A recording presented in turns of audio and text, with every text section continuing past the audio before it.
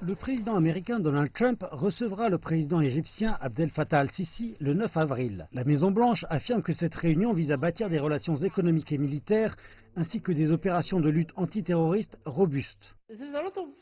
Il y a de nombreux intérêts communs entre les deux États. Il semble aussi que la chimie personnelle entre les deux dirigeants fonctionne bien.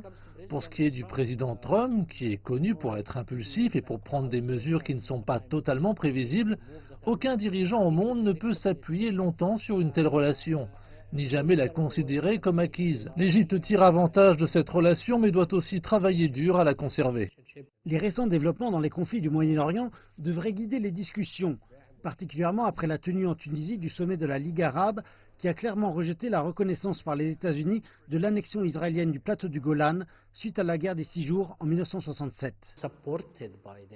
Le président al-Sisi s'appuiera sur ce consensus entre les dirigeants arabes et il est important d'en faire part au président américain.